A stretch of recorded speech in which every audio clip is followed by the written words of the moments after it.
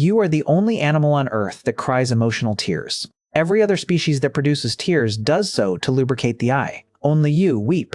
Darwin found this deeply embarrassing. He spent years cataloging the expressions of animals and humans, and emotional tears stumped him. He called them purposeless. He could not explain what evolution would want with a creature that leaks salt water when it is sad. A century and a half later, we are still arguing. But we have some very good theories. Start with the chemistry. In 1982, a biochemist named William Frey published something that seemed obvious once someone bothered to check it. He tested emotional tears, the kind you cry when you are grieving or overwhelmed, against reflex tears, the kind your eyes produce when you cut an onion.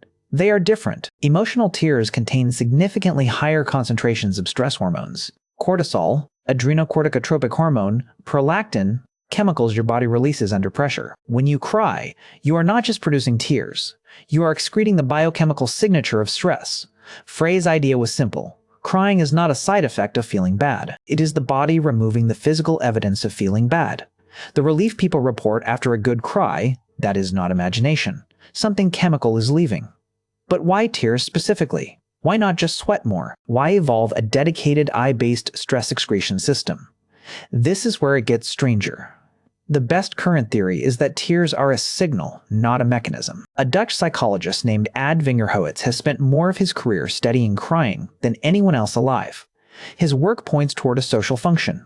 Tears are highly visible. They appear on the face, the first thing other humans look at. They are involuntary.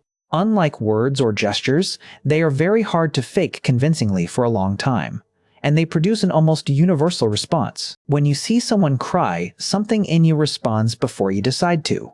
Vingerhoets argues that emotional tears may have evolved specifically as a distress signal between individuals in a social group, an honest signal, one that is costly enough to produce that it is hard to manufacture on demand, that says, "I need help, I am overwhelmed, this moment matters." That argument explains something else. Humans cry more than any other animal, and they cry in circumstances that seem wildly disproportionate. At films, at music, at strangers receiving good news on television. None of that involves personal distress. But it does involve empathy, the act of temporarily inhabiting another person's emotional state. Crying at fiction may be the brain practicing the same response it would have in real grief, the social signal misfiring at a safe target. There is also a paradox at the center of all this. Crying does not feel good. The moment is uncomfortable. Your chest tightens, your vision blurs, you feel exposed, and yet people consistently report feeling better afterwards. Not just chemically, in the Frey sense.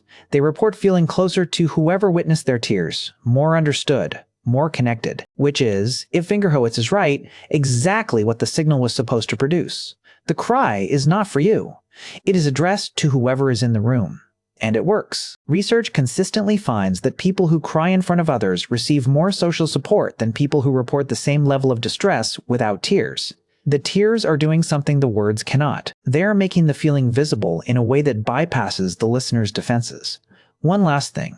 There are people who cannot cry, not due to suppression or culture, but due to neurology, conditions that disrupt the emotional tear pathway while leaving reflex tears intact.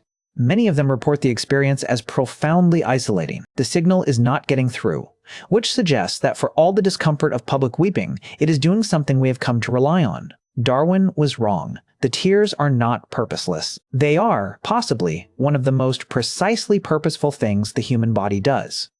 Now you know.